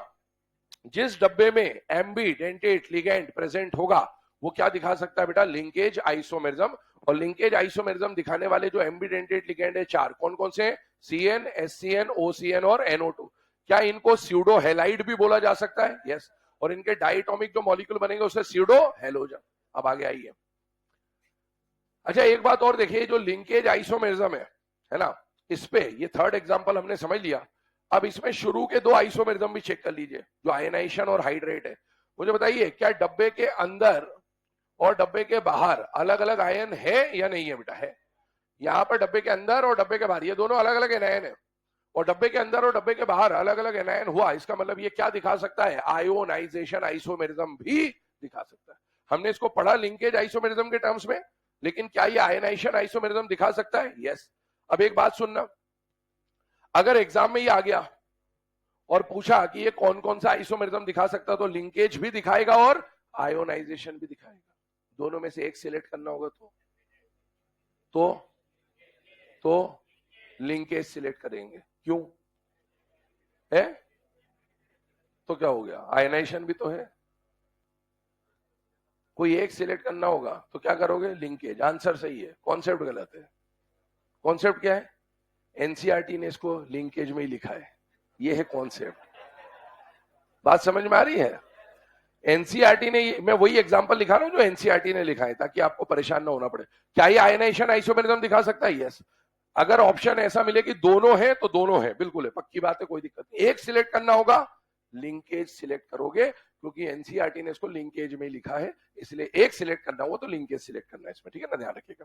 चलिए, अच्छा इसके बाद बताओ, क्या ये हाइड्रेट आइसोमेरिज्म दिखा सकता है? नहीं, डब्बे में पानी है ही नहीं, खत्म बात है ना। आइए अगले पे आते हैं।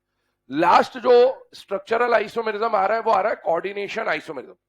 अब ये कोऑर्डिनेशन आइसोमेरिज्म को समझ लेते हैं इत्मीनान से, क्या है, ये भी सिंपल सी बात है। सबसे पहले कोऑर्डिनेशन आइसोमेरिज्म की कहानी आपको समझा देता हूं, है क्या। बेटा कोऑर्डिनेशन आइसोमेरिज्म में सबसे पहली बात, इधर ध्यान दीजिए, लिखना बंद कर दीजिए, समझ लीजिए इत्मीनान से। कोऑर्डिनेशन आइसोमेरिज्म में सबसे पहले, है ना, इसको अलग से ही पहचान में आता है। क्यों पहचान में आता है? इससे पहले वाले जो आइसोमेरिज्म थे ना, उसमें एक एक डब्बा था। कितना डब्बा था? एक। हमने 4 तरह के सॉल्ट नेमिंग में पढ़े थे, simple cation, simple anion, complex cation, simple anion, simple cation, complex anion, complex cation, complex. ये कॉम्प्लेक्स केटायन सिंपल एनायन है, complex cation simple anion, complex cation simple anion, complex cation complex. पहली बात, coordination isomerism की सबसे पहली पहचान, 2 डब्बे होने चाहिए। पहली बात यही है, यहीं से खत्म हो जाता है इसका question. Match the column volume आएगा, पूछेगा कौन कोऑर्डिनेशन दिखाता नहीं, 2 डब्बे वाला आंसर कोऑर्डिनेशन, खत्म, इतनी बात है ना। लेकिन अब अपन आगे की बात करते हैं, आइसोमर्स वगैरह कितने बनेंगे, क्या बनेंगे, वो भी देखते हैं। सबसे पहली बात, कोऑर्डिनेशन आइसोमेरिज्म के लिए कितने डब्बे चाहिए? 2। दूसरी बात, दोनों डब्बों पे चार्ज होना चाहिए। ये मैंने आपको आईयूपीएससी के समय पे भी बोला था कि जब 2 डब्बे साथ में लिखता है उस पर चार्ज दिखाता नहीं है, लेकिन 2 डब्बे आपस में तभी जुड़े हो सकते हैं जब दोनों पर चार्ज हो। क्योंकि मान लो इस पे चार्ज नहीं है और इस पे चार्ज नहीं है, तो बेटा ये वाली कहानी बन जाएगी, अलग अलग हो जाएंगे। इसका मतलब ये है कि 2 डब्बे साथ में तभी एग्जिस्ट करेंगे जब दोनों डब्बों पर चार्ज हो। न्यूट्रल होते ही ये अपने आप में अलग कंपाउंड माना जाएगा और ये अपने आप में अलग कंपाउंड माना जाएगा। फिर वो आइसोमेरिज्म की जो बेसिक डेफिनेशन उसको फॉलो नहीं करेगा कि ओवरऑल केमिकल फॉर्मूला सेम होना चाहिए। तो पहली बात, कोऑर्डिनेशन आइसोमेरिज्म के लिए कितने डब्बे चाहिए? 2। दोनों डब्बों पर क्या चाहिए? चार्ज और लिगेंड का एक्सचेंज, बस ये करना है। जहां पर ये तीनों शर्तें पूरी होती जाए उतने आइसोमर्स बनाते जाइए। चेक करिएगा ध्यान से। सबसे पहले जो फर्स्ट एग्जांपल आपके सामने लिखा है वो कौन है बेटा? CONH36। इसकी डेफिनेशन अभी लिखाऊंगा, पहले समझ लीजिए केस को। पहला जो एग्जांपल आपके सामने लिखा है वो है बेटा CONH36, है ना, और CrCN6। कोऑर्डिनेशन आइसोमेरिज्म की पहली शर्त, कितने डब्बे होने चाहिए? 2। और दोनों डब्बे पे क्या होना चाहिए? चार्ज। क्या 2 डब्बे हमको दिख रहे हैं? यस दिख रहे हैं। दूसरी शर्त क्या? दोनों डब्बों पे क्या होना चाहिए? चार्ज। अब चार्ज दिख नहीं रहा तो निकालना पड़ेगा। अब चार्ज कैसे निकालें? तो मैंने आपको उस समय भी जब आईयूपीएससी नॉमेनक्लेचर बताया था तो मैंने बोलता अगर यहाँ 3-2 होता तो इसको इधर पहुंचा देते थे, इधर पहुंचा देते थे, बहुत आसान होता था। लेकिन हाँ, अब अगर यहां पर कुछ भी नहीं है तो हम इसको क्या मानेंगे? 1 और 1। अब इस 1 और 1 का मतलब ये नहीं है कि इस पे +1 और इस पे -1 है। 1 और 1 का मतलब है जितना प्लस है उतना ही माइनस है। वो +1 -1 +2 -2 +3 -3 +4 -4 कुछ भी हो सकता है। और फिर हमको मदद लेनी पड़ी थी वर्नर थ्योरी की। मुझे अब इसका कोबाल्ट का चार्ज तो नहीं पता चल रहा क्योंकि वो +1 +2 +3 +4 कुछ भी हो सकता है। तो क्या कोऑर्डिनेशन नंबर दिख रहा है? यस। कोबाल्ट खुद को 6 जगह कब कटवाएगा? जब कोबाल्ट पे क्या होगा? +3। अच्छा, अगर कोबाल्ट पे +3 है, अच्छा क्रोमियम भी खुद को 6 जगह जब कटवाएगा जब उस पे +3 होगा। अगर कोबाल्ट पे +3, अमोनिया न्यूट्रल, तो बोलो डब्बे पे कितना चार्ज आ गया? +3। क्योंकि 2 डब्बे होने चाहिए और डब्बे पे चार्ज होना चाहिए। ये यहां पर काम की बात है, डब्बे के चार्ज को देखना है। +3 और -6 कितना आ जाएगा? -3 से 3 कैंसल, 1 और 1 आ जाता। बात सही है, बिल्कुल परफेक्ट है। तो क्या यहां पर 2 डब्बे और दोनों डब्बों पे चार्ज है या नहीं है? है। अब आगे की बात समझिए। अब लिगेंड्स का एक्सचेंज करो। आइसोमेरिज्म में आप कुछ भी कर रहे हो, मेटल का कोऑर्डिनेशन नंबर चेंज नहीं करना है। तो इसका कोऑर्डिनेशन नंबर 6 है, इसका कोऑर्डिनेशन नंबर 6 है, ये मोनोडेंटेट है, ये भी मोनोडेंटेट है। तो एक मोनोडेंटेट इधर आएगा तो एक मोनोडेंटेट उधर जाएगा। तो अब एक्सचेंज चालू करिए। इधर कितने अमोनिया? 6। एक अमोनिया उधर ले जाओ, एक CN इधर लाओ, तो इधर कितने अमोनिया बचेंगे? 5 और एक क्या जाएगा? CN। फिर एक अमोनिया उधर ले जाओ और एक CN इधर लाओ, तो अमोनिया कितने हो जाएंगे? 4, CN कितने हो जाएंगे? 2। फिर एक अमोनिया उधर ले जाओ और एक CN इधर ले आओ, तो क्या हो जाएगा? अमोनिया हो जाएंगे 3 और CN भी कितने हो जाएंगे? 3। फिर एक अमोनिया उधर ले जाओ और एक CN इधर ले आओ, तो अमोनिया कितने हो जाएंगे? 2 और CN कितने हो जाएंगे? 4। फिर एक अमोनिया उधर ले जाओ और एक CN इधर ले आओ ताकि कोऑर्डिनेशन नंबर 6 मेंटेन चले, तो बेटा यहां पर CN हो जाएंगे 5 और लास्ट में सारे अमोनिया उधर और सारे CN इधर, तो ये ऐसा हुआ। अब यही बात यहां पर भी अप्लाई करिए, एक अमोनिया इधर आया और एक CN इधर गया, तो एक CN उधर गया, एक अमोनिया इधर आया, तो CN 6 के बदले कितने हो गए 5, यहाँ हो गए 4, ये 1 था और ये 2 हो गए, बढ़ाते जाइए। क्रोमियम एक और CN इधर और एक और अमोनिया इधर आ गया, तो बेटा CN हो जाएंगे 3 और अमोनिया भी हो जाएंगे 3। फिर एक CN इधर और एक अमोनिया इधर आया था, तो Cr CN2 और अमोनिया इसमें कितने आ जाएंगे 4, अमोनिया आ जाएंगे 4, ठीक है ना। फिर एक और CN उधर गया और एक अमोनिया इधर आया, तो CN 1 और अमोनिया हो जाएंगे 5, और लास्ट में एक और CN उधर गया और एक और अमोनिया इधर आ गया, तो ये हो गया अमोनिया 6। इसके अलावा इसमें एक्सचेंज पॉसिबल नहीं है। अब सुनो, हमने डब्बे वब्बे तो बना लिया, कोऑर्डिनेशन आइसोमेरिज्म दिखाने के लिए 3 शर्तें। पहली बात, 2 डब्बे होने चाहिए, हर जगह 2-2 डब्बे तो बना ही रखे अपन। लिगेंड्स का क्या होना चाहिए, एक्सचेंज, वो भी कर दिया, और डब्बों पर क्या होना चाहिए, चार्ज। तो बाकी 2 काम तो हम कर चुके हैं, डब्बे पे चार्ज चेक करना बाकी है। कोबाल्ट हर जगह कौन सा है, +3, अरे हाँ, और क्रोमियम हर जगह कौन सा है, +3। अब यहां पर कोबाल्ट पे +3 था, अमोनिया न्यूट्रल था, तो डब्बे पे +3 आ गया। यहां कोबाल्ट +3 और एक माइनस आ गया, +3 -1 कितना बचेगा, +2, +3 -2 कितना बचेगा, +1, +3 -3 0, +3 -4 -1, +3 -5 -2, +3 -6 -3। और इसको बैलेंस करने के लिए दूसरे डब्बे पे ऑपोजिट चार्ज आएगा, चेक कर लीजिएगा। क्रोमियम हर जगह कौन सा है बेटा, +3, +3 -6 -3, +3 अमोनिया को नहीं देख रहा हूं क्योंकि अमोनिया न्यूट्रल है ना, उसको देखने से कोई मतलब भी नहीं है। +3 -5 -2, +3 -4 -1, +3 -3 0, +3 -2 +1, +3 -1 +2, +3 0 +3। अब आप देखो इन सबको, तो यहां पर जितने डब्बे थे, 2-2 डब्बे हर जगह है, लिगैंड का एक्सचेंज हुआ, डब्बों पे चार्ज। बेटा हर जगह डब्बों पर चार्ज आ रहा है इसको छोड़कर, सिवाय इसके। और इसके लिए अगर 2 डब्बों पे न्यूट्रल है, तो क्या ये दोनों डब्बे आपस में जुड़े होंगे या अलग अलग माने जाएंगे, अलग अलग। और अलग अलग माने गए तो बेटा इसके अकेले का फॉर्मूला तो इस पूरे से मैच होगा ही नहीं, या इसके पूरे का, इसका अकेले का फॉर्मूला इस पूरे से मैच होगा नहीं, इसका मतलब इसको आइसोमर में काउंट नहीं कर। तो बेटा जो न्यूट्रल है ना, न्यूट्रल वाले को अपन आइसोमर में काउंट नहीं करते, जैसा हाइड्रेट में हुआ था वैसे यहां पर है, it is not a coordination isomer, इसको काउंट नहीं करेंगे। अब मुझे बताओ, अगर इस क्वेश्चन में आपसे पूछा जाए कि नंबर ऑफ कोऑर्डिनेशन आइसोमर कितने बने, तो 1 2 3 4 5 और 6। तो यहां पर अगर आपसे पूछा जाए कि नंबर ऑफ कोऑर्डिनेशन आइसोमर कितने हैं, तो आंसर इज 6। अब एक बात देखो, इसमें लिखते वक्त क्योंकि कोबाल्ट चल रहा था तो अपन ने इधर कोबाल्ट ही लिखा, क्रोमियम चल रहा था तो अपन ने इधर क्रोमियम ही लिखा। वैसे कायदा ये बोलता है कि कैटायन पहले और एनायन बाद में, लेकिन अभी वो कोबाल्ट और क्रोमियम है तो अपन ने उसी पैटर्न में लिख दिया, वरना जनरली ऐसा होता है कि कैटायन पहले लिखा जाता है और एनायन बाद में लिखा जाता है। कोऑर्डिनेशन आइसोमेरिज्म है, डेफिनेशन बोल रहा हूं, लिखिएगा।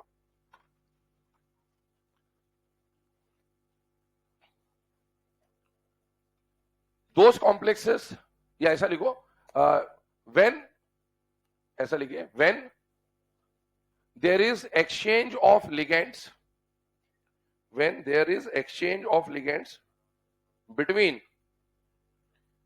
cationic and anionic complex, when there is exchange of ligands between cationic and anionic complex, full stop, है ना। ये मीनिंग क्या हुआ इसका, देखो लिगेंड का exchange, cationic and anionic complex बोलने का मतलब यहां पर दोनों चीज हो गई, 2 डब्बे भी हैं और डब्बों पे चार्ज भी, और लिगेंड का एक्सचेंज भी, तो इसी को हम लोग क्या बोलते हैं बेटा, कोऑर्डिनेशन आइसोमेरिज्म। अब यहां पर अगर ज्यादा डिटेल में लिखना होता तो when there are 2 compound having same chemical formula and there is exchange of ligand between the cationic and anionic complex, then it is known as coordination isomerism. पर ठीक है, अपने को इस तरह से काम चल जाएगा, है ना। आपको लिखना होगा तो देसी लैंग्वेज में लिख लेना, 2 डब्बे होने चाहिए, दोनों डब्बों पे चार्ज होने चाहिए और लिगेंड्स का एक्सचेंज होना चाहिए।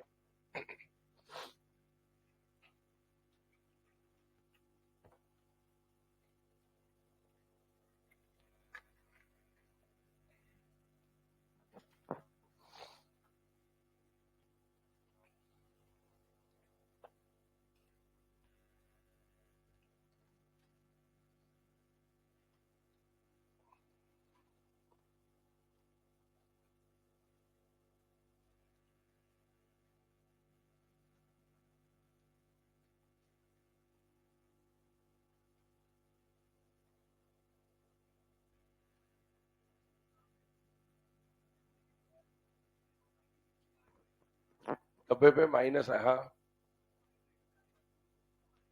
हाइड्रेट में कैसे आएगा? आएगा कैसे? कैसे आएगा वो एग्जाम्पल तो बता। तुझे नहीं पता तो फिर क्यों पूछ रहा है? आएगा ही नहीं ना उसमें। इसमें दो एनायन है, वहां पर पानी रहता है और एक एनायन बाहर रहता है, तो उसमें नेगेटिव नहीं आ पाएगा।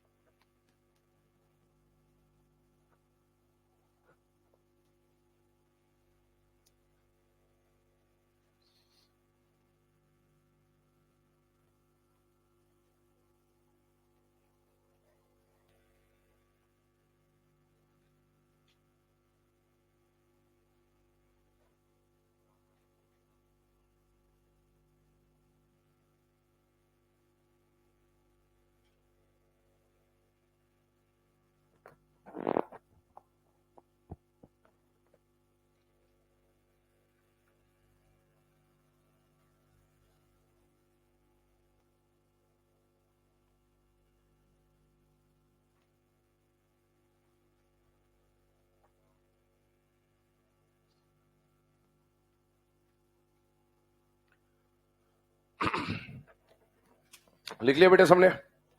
फटाफट लिखो।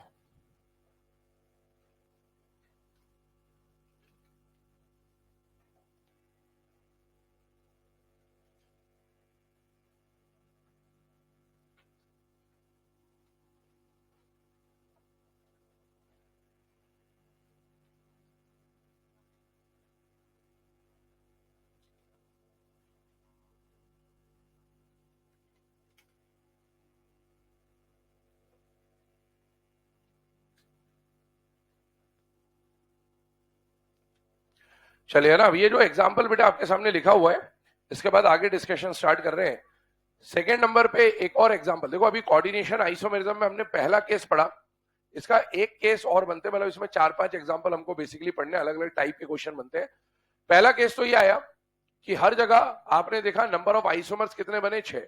इसका है ना मार्केट में एक ट्रिक चलता है, वो ट्रिक भी बता देता हूँ।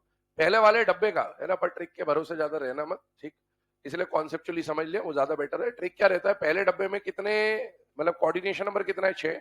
दूसरे डब्बे का भी कोऑर्डिनेशन नंबर क्या है, 6। दोनों में मेटल सेम है, अलग अलग है? अलग अलग है, तो आइसोमर 6 बनेंगे। पहले डब्बे का कोऑर्डिनेशन नंबर, दूसरे का मेटल, 6 बनेंगे, खत्म बात, ठीक है। अब सेम आते ही आधे हो जाएंगे। तभी एग्जाम में पैसे, पहले मैंने बोला आपको नंबर ऑफ आइसोमर पूछेगा नहीं, क्या मतलब फालतू में है ना, टाइम पास करने से। तो अपन लॉजिकली समझ लो, आ जाए तो अपने को सॉल्व करना आना चाहिए, ज्यादा फालतू की चीजें याद करने में टाइम वेस्ट नहीं करें ना, कॉन्सेप्चुअली सॉल्व कर ले। अब इधर आइए, अगला केस इसमें क्या बनता है, अगला केस ऐसा बनता है, सेकेंड एग्जाम्पल। सेकेंड एग्जाम्पल में अभी आप देखो, यहां दोनों जगह मेटल अलग अलग थे, लेकिन अब मान लीजिए मैंने मेटल क्या कर दिया, सेम। इस क्रोमियम को भी क्या बना दिया, कोबाल्ट। अब जैसे इसको कोबाल्ट बनाए, इनिशियल कंडीशन यही होगी। क्यों होगी? कोबाल्ट का कोऑर्डिनेशन नंबर 6 कब होगा, जब उस पे +3 होगा, और कोबाल्ट पे +3 तो डब्बे पे +3 आएगा। कोबाल्ट का कोऑर्डिनेशन नंबर 6 कब होगा, जब कोबाल्ट पे +3 होगा, और +3 और -6 कितना आ जाएगा, -3। बाकी हर जगह बस आपको कोबाल्ट, क्रोमियम को क्या बना देना है, कोबाल्ट। मेरे लिए आसान था, आपके लिए थोड़ा मेहनत का काम है ये, है ना। अब आपने जैसे ही ये करा, ध्यान सुनिएगा अभी, है ना, कहानी को समझिएगा। जैसे ही आपने ये करा, तो बेटा इनिशियली, इससे पहले ध्यान सुनना है ना, इससे पहले वाले जो कॉम्प्लेक्स आपको दिख रहे थे, एक बार इसको हटा भी देता हूं। इससे पहले वाले जो कॉम्प्लेक्स आपको दिख रहे थे, मुझे बताइए, यहां कितने अमोनिया, 6। यहां भी कितने अमोनिया, 6। यहां कितने CN, 6। यहां भी कितने CN, 6। लेकिन इनिशियली जब हमने बात करी थी, तो बेटा इनिशियली क्या ये वाला कॉम्प्लेक्स और ये वाला कॉम्प्लेक्स सेम है या अलग अलग है? अलग अलग, क्योंकि वहां 6 अमोनिया क्रोमियम है और वहां 6 अमोनिया कोबाल्ट है। और यहां 6 साइनाइड किसके साथ है, कोबाल्ट के साथ, और वहां 6 साइनाइड किसके साथ है, क्रोमियम। लेकिन जैसे ही आप मेटल सेम करते हो, वो रिपीट हो जाएंगे। और रिपीटिशन वाले को अपन 2 बार काउंट नहीं करते, ऐसा आप ऑर्गेनिक में भी पढ़ते हैं कि उन आइसोमर्स को एक ही बार काउंट करते हैं, क्योंकि उनकी नेमिंग क्या हो जाती है, सेम। चेक करिएगा, अब मुझे बताओ पहला वाला डब्बा और आखिरी वाला डब्बा देखो, क्या दोनों सेम है या अलग अलग है? सेम है। CONH3 6+3, CONH3 6+3, COCN6-3, COCN6-3, ये रिपीट हो गया। इसी तरीके से अगर हम बात करें तो रिपीटिशन को चेक करिएगा। रिपीटिशन की अगर मैं बात करूं तो फर्स्ट वाला रिपीटिशन हो जाएगा, ये सेम हो जाएंगे। कौन कौन सेम हो जाएंगे चेक करिएगा। फर्स्ट वाला सेम हो जाएगा किससे? लास्ट वाले से। सेकंड वाला सेम हो जाएगा सेकंड लास्ट वाले से, है ना? सेकंड वाला सेम हो जाएगा सेकंड लास्ट वाले से, और थर्ड वाला सेम हो जाएगा थर्ड लास्ट वाले से। चेक कर लीजिए, ये आपस में सेम है। इसको देख लो, CONH3 4CN2, CONH ये वाला CONH3 4CN2+1+1, CONH3 2CN4-1, CONH3 2CN4-1। इसको देखो, कोबाल्ट के साथ 5 अमोनिया 1 साइनाइड, कोबाल्ट के साथ 5 अमोनिया 1 साइनाइड, कोबाल्ट के साथ 5 साइनाइड 1 अमोनिया, कोबाल्ट के साथ 5 साइनाइड 1 अमोनिया। तो ये रिपीटिशन हो गया। रिपीटिशन हो गया इसका मतलब पहले और आखिरी को अलग अलग आइसोमर नहीं माना जाएगा, दोनों सेम है। दूसरा और फिफ्थ वाला या जो सिक्स्थ वाला है वो आपस में सेम हो जाएगा। तो अब आप इसके अंदर अगर number of coordination isomer count करोगे तो आंसर 6 नहीं आएगा, आंसर कितना हो जाएगा? 3, क्योंकि फर्स्ट लास्ट, सेकंड लास्ट और थर्ड लास्ट आपस में रिपीट हो जाएंगे, और बीच वाला तो न्यूट्रल है, वो वैसे भी काउंट नहीं होगा। तो नोट कर लीजिए सर। तो अगर मेटल अलग अलग होते हैं तो जितने आइसोमर बनते हैं मेटल सेम रखने पर उसी के ठीक आधे आइसोमर हो जाएंगे, क्योंकि वो रिपीट हो जाते हैं।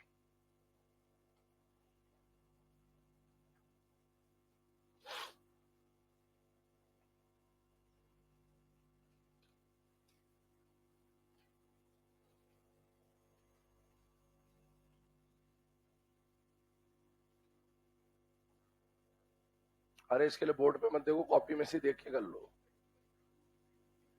बस। वो CR को CO कर लो बस, कॉपी में वहीं देख के इधर उधर लिखते जाओ। उसके लिए बोर्ड पे देख रहे बार बार, कॉपी में लिखा वहीं पे टाइम पास करो।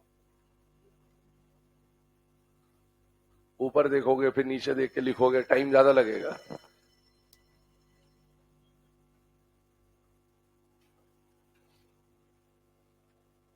अब कोई ऐसा बिल्कुल दुविधा वाला हो कि जिसका पेज ही अलग हो तो फिर वो इधर देख लेना, पता चला पेज ही पलट पलट के भी इधर, है ना? ऐसी विपरीत परिस्थितियों में बोर्ड पे देख लेना, वरना कॉपी में अगर वहीं दिख रहा है तो फिर कॉपी में से देख ले। क्या है कि जीवन में कठिनाइयां अलग अलग प्रकार की हैं सबके, है ना?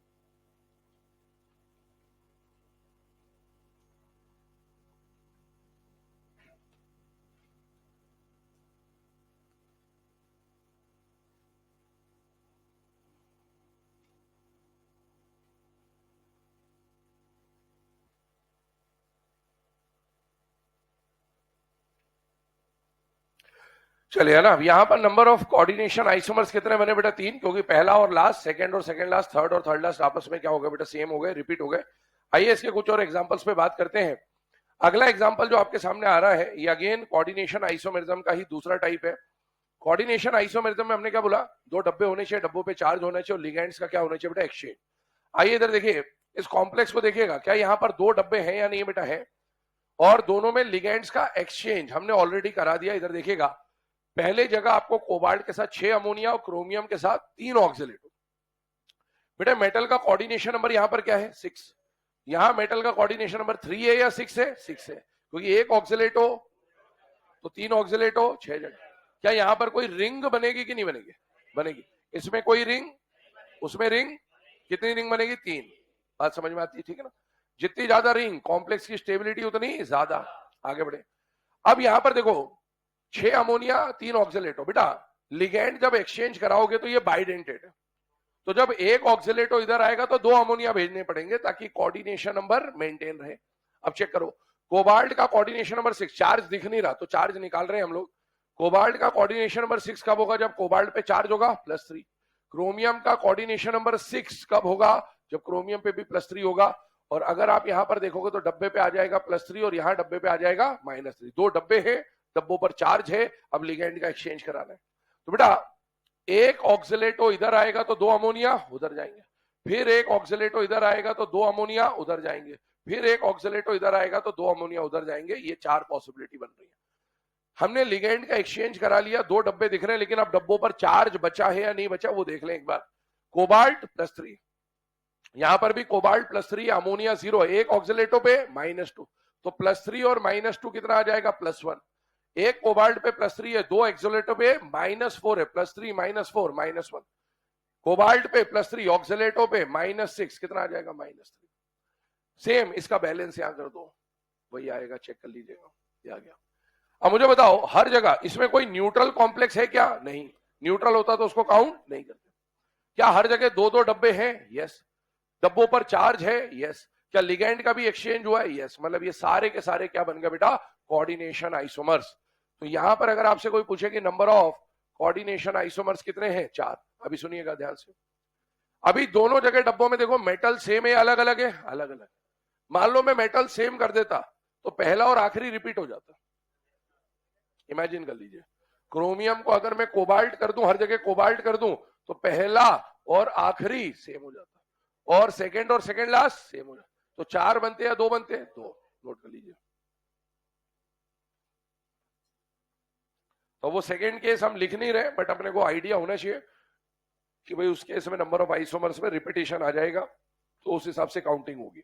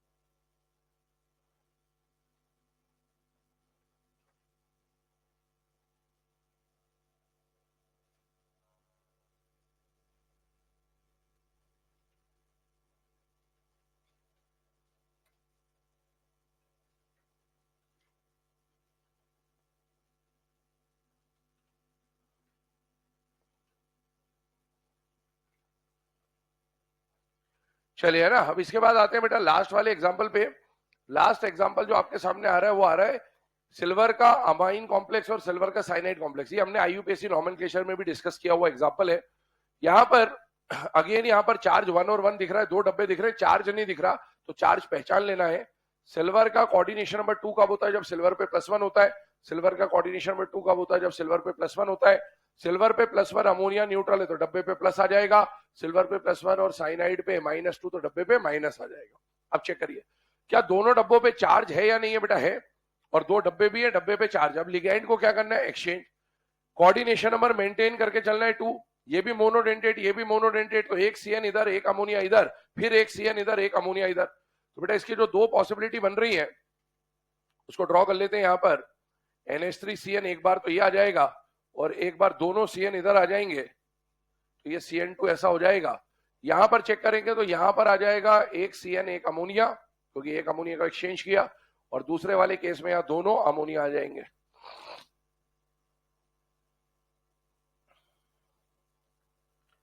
ये कॉम्प्लेक्स बन गया ना। हमने 3 डब्बे तो बना लिए, जो पॉसिबिलिटी थी एक्सचेंज की वो कर ली। अब डब्बों पर चार्ज देखें तो बेटा ये जो बीच वाला केस है, यहां पर डब्बे पे क्या आ जाएगा, 0 और 0। 0 और 0 आने का मतलब है क्या ये कोऑर्डिनेशन आइसोमेरिज्म में काउंट होगा बेटा? नहीं। अब बचा कौन सा, फर्स्ट और लास्ट। फर्स्ट और लास्ट को देखें तो यहां डब्बे पे क्या आ जाएगा, -1, और यहां डब्बे पे क्या आ जाएगा, +1। क्या पहला और आखिरी अलग अलग है या सेम है बेटा? सेम है। सेम है मतलब यहां पर इसको 2 बार तो काउंट नहीं कर सकते। अब मुझे बताओ, अगर आपसे पूछा जाए कि इसके कितने आइसोमर बन रहे हैं, तो number of coordination isomers is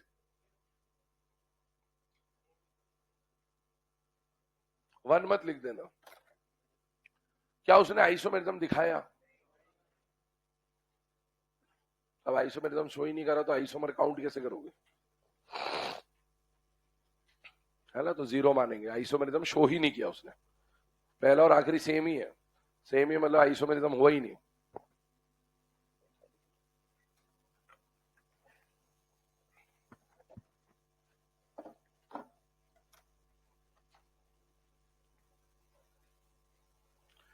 ठीक है, तो ये यहां तक अभी लिख लो। इसके आगे का डिस्कशन कल की क्लास में स्टार्ट करेंगे। तो ये अपना स्ट्रक्चरल आइसोमेरिज्म कंप्लीट है। एक बार इसकी प्रैक्टिस वगैरह कर लेना घर पे जाके। कल स्टीरियो देखेंगे।